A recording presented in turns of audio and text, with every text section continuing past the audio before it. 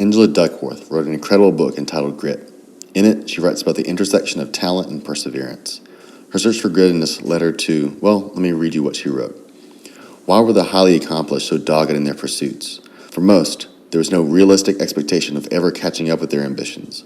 In their own eyes, they were never good enough. They were the opposite of complacent, and yet, in a very real sense, they were satisfied with being unsatisfied. In some, no matter the domain, the highly successful had a kind of ferocious determination that played out in two ways.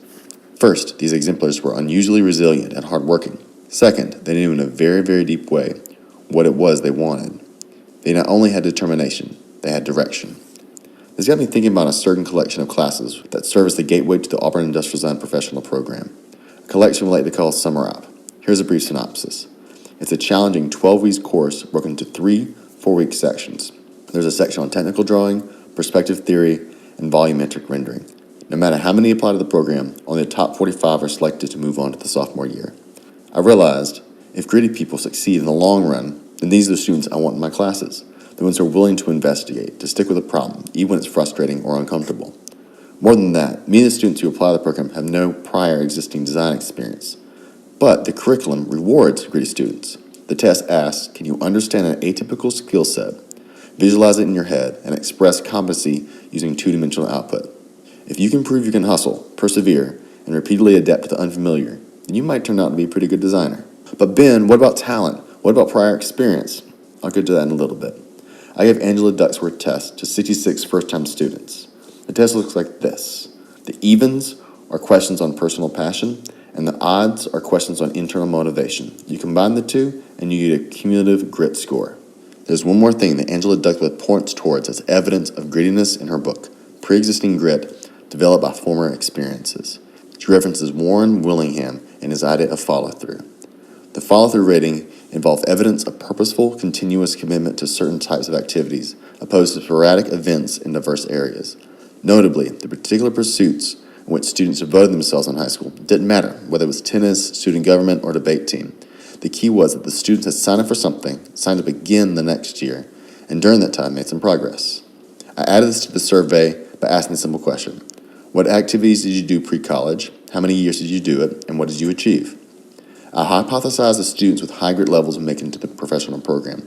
But what I didn't know was what kind of measurement was the best predictor. Personal passion, internal motivation, cumulative, or activity. This is what the initial survey delivered. First, we have cumulative grit score. I colored the students who appear in all 3 charts for simplicity. We have internal perseverance. We have personal passion. And for the activity chart, I created the following methodology. Students who participated in a 4-year activity are awarded 3 points. If a student participated in an event only for 1 year, even if he or she won a state title, are awarded 0 points.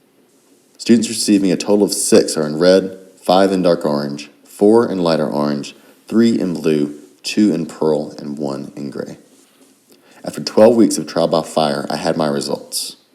Of the students who scored highest on the cumulative grit score, 20 of the 36 made it into the program.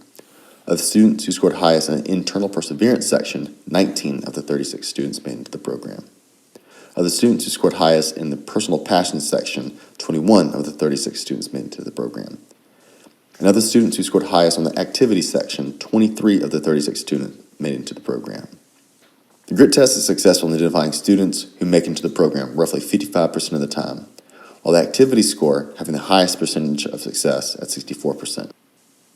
The biggest takeaway I have after looking at the grit score outcomes leads me to believe that experience has incredible impact.